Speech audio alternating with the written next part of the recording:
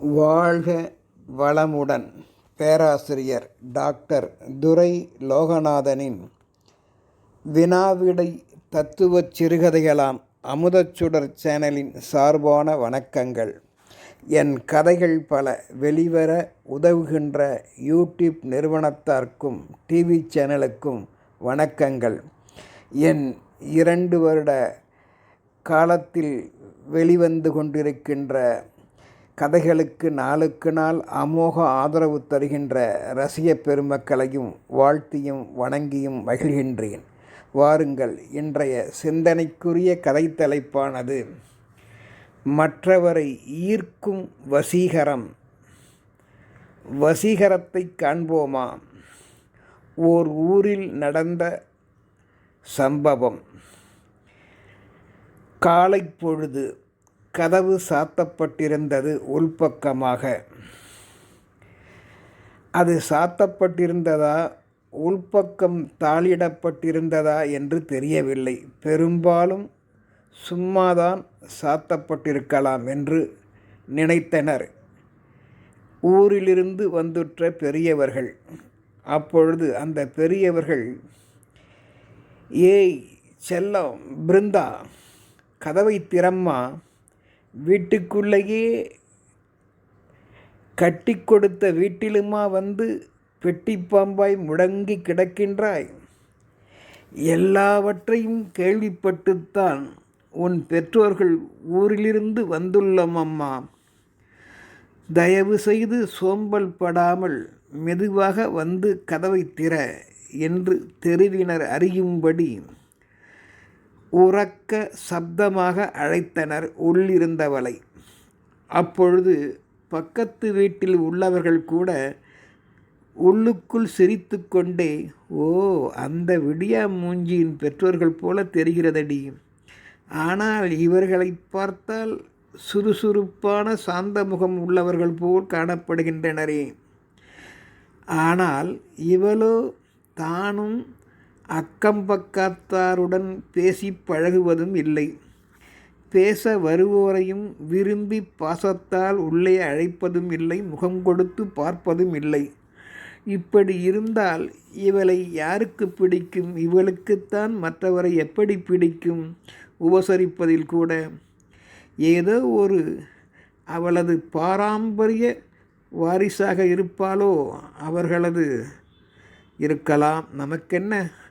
நம் வீட்டு பூனைக்குட்டிகள் கூடடி முடங்கி கிடந்தாலும் அப்பப்போ காற்று ஓட்டத்திற்காவது வெளியே வந்து போகுதல்லவா என்று வந்தவர்கள் கிண்டலடித்து கொண்டு இந்த வந்தவர்களின் காதுகளில் விழும்படியாகவும் பார்த்தும் பார்க்காதவர்கள் போலும் சென்றனர். ஆனால் இவற்றையெல்லாம் வெளியிலிருந்து வந்த பெற்றோர்கள் அவர்களை பார்த்தும் பார்க்காதவர்கள் போலும், அவர்கள் பேசியதை கேட்டும் கேட்காதவர்கள் போலும் அமைதியாக இருந்தனர். அப்பொழுது வெளியில் நடைபயிற்சி முடித்து தன் வீட்டிற்கு வந்த அவர்கள் மருமகன் மனைவியின் பெற்றோர்களை வணங்கி கதவை திறக்கச் செய்து உள்ளே அழைத்து அமரச் செய்தான். அப்பொழுது தூக்கம் கலைந்து முகத்தை துடைத்து கொண்டே பிருந்தா என்ன செய்தாள் தெரியுமா? "வாங்க" என்று கொட்டாவி விட்டபடியே வரவேற்றாள் சம்பிரதாயத்திற்காக. இவள் என்ன கதவை திறந்து மறுபடியும் எதிர்பார்க்காமல் உள்ளே சென்று படுத்துவிட்டு மீண்டும் வந்து "வாங்க" என்று கொட்டாவி விடுகிறாளே என்று எல்லோரும் எண்ணினர். தலைகுனிந்தனர் மாப்பிள்ளை பார்த்து. காரணம், மாப்பிள்ளை தேவன் முன்னிலையில் அந்த பெற்றோர்கள் அவமானத்தால் வெட்கி தலைகுனிந்தனர். "மாப்பிள்ளை, எங்களை மன்னிக்கவும். இவள் பழக்க வழக்கம், வசீகரத்தன்மை இன்றும் மாறவே இல்லை. அதற்கு வாய்ப்பு கொடுக்கவே இல்லை. அப்படி இருக்க அக்கம்பக்கத்தில் உள்ளவர்களை இவள் எவ்வாறு வசீகரிக்க முடியும், நேசிக்க முடியும்? மாப்பிள்ளை, உங்கள் மடல் வழி யாவற்றையும் உணர்ந்தோம். கவலைப்படாதீர்கள், அவளுக்கு புத்திமதிகள் சொல்லி திருத்துகின்றோம் என்று பேசிக்கொண்டு இருக்கையில் காலைக்கடன் முடித்து யாவர்க்கும் காப்பி போல ஒன்றை அவள் அறிந்த வகையில் கலக்கி கொண்டு வந்து படார் என்று மேஜை மீது வைத்துவிட்டு சென்று விட்டாள். அந்த காப்பி ருசியை கண்ட பெற்றோர்களும் மற்றவர்களும் பருகிய பெற்றோர்கள் இவள் கைப்பக்குவத்தின் வழியாக கூட மாப்பிள்ளையை ஈர்க்க வழியில்லையே, வசீகரப்படுத்த வழியில்லையே என்று உள்ளம் நொந்தனர். உடனே அந்த பெண்ணின் தகப்பனார், மகளே பிருந்தா, வசீகரம் என்பது மாயமோ மனவசியமோ இல்லையம்மா, ஏதோ ஒரு நமது நற்செயலால் மற்றவர்களை நம் பக்கம் கவர்வதுதானம்மா அதன் சூட்சுமம். பிறர் எதிர்பார்ப்பு நலன் பற்றி நாம் முதலில் விரும்பி செய்தால் அவர்களால் நாம் ஈர்க்கப்படும் சக்தியை அடையலாமம்மா. ஏன் அதை நீ புரிந்து கொள்ளவில்லை? எல்லாரிடமும் பிறரிடமும் இல்லாத ஏதோ ஒரு ஈர்ப்பாம் வசீகரத்தன்மை இருக்கத்தான் செய்யும் எல்லாரிடமும். மகளே பிருந்தா, அதை அவர்கள் உணரும்படி நாம் தான் நடப்பதில்லையம்மா. இதுதான் நம் குறைபாடு என்று எடுத்துரைத்தனர். மேலும் விடாமல், மகளே பிருந்தா, மற்றவரால் நீ நன்கு மதிக்கப்பட வேண்டும் என்றால் முதலில் உன் பிடிவாத தொட்டிற்பழக்கத்தை விட்டுவிடம்மா. உனக்குள் திறமை ஒளிந்து உள்ளது, அதை தைரியமாக வெளிப்படுத்தினால் என்ன? உன்னால் முடியும் மகளே. உன் தாயிடம் உள்ளது போலதானே உனக்கும் உள்ளுக்குள் இருக்கும். அதை ஏன் நீ வெளிப்படுத்த தவறுகிறாய்? அப்படி என்ன சோம்பல்? முதலில் எதுவும் பிறர் விரும்பும்படி நம்மால் முடியும் என்று முதலில் உன்னை நீ மதிப்பிட்டு நம்பம்மா. அந்த நம்பிக்கைத்தான் வாழ்க்கை ஈர்ப்பு சக்தி. நமது எண்ணம் சொல் செயலில் நம் பணியில் அன்புடன் காதலுடன் ஈடுபட்டு உயர்ந்த லட்சிய அபிப்பிராயத்தை ஏற்படுத்தி கொண்டு செயற்பட்டால் மற்றவரை ஈர்க்கும் சக்தியை நீ பெற்றுவிடலாம் மகளே. ஒன்றும் கடினமில்லை. இன்னொன்றும் சொல்லுகிறேன் மகளே பிருந்தா, வசீகரத்தன்மை உன்னிடம் உள்ளவரை மற்றவர்க்கு உதவிடும் மனப்பான்மையை மனப்பூர்வமாக நீ உறுதி எடுத்து ஈடுபடு. எதிரியை பயன்படுத்தலாம் எதற்கெடுத்தாலும் என்று மட்டும் நீ கருதிவிடாதே.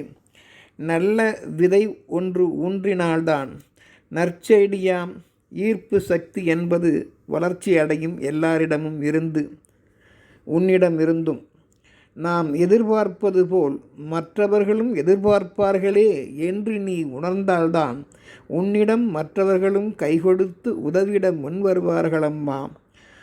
உன் தாய் பூர்ணத்தை பார்த்தாயா? அவளை பார்க்கும்போது யாவரும் கையெடுத்து கும்பிடுவர். அப்படி ஒரு வசீகரத்தன்மை அவளிடம் உள்ளது. காரணம் அவள் ஒழுங்கு செயல் அழகுதானம்மா காரணம்.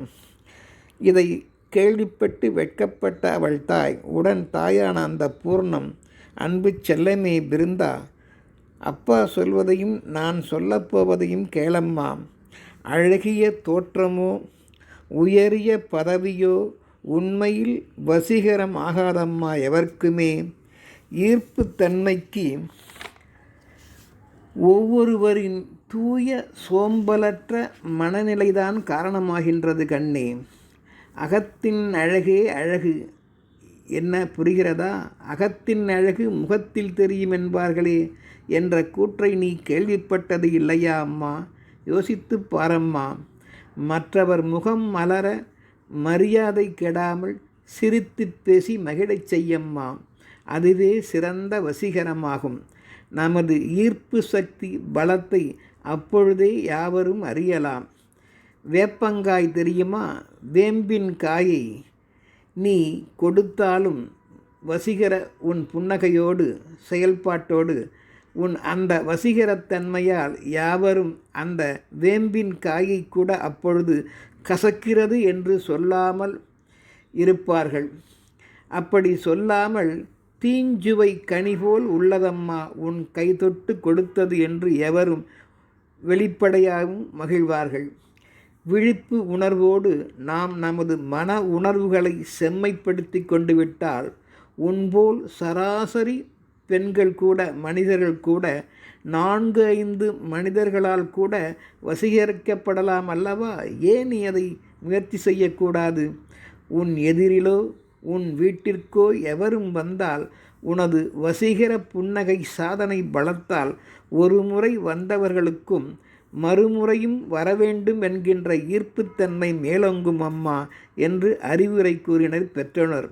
அப்போ நீங்களும் சாதிக்கலாமே. வாழ்க வளமுடன்.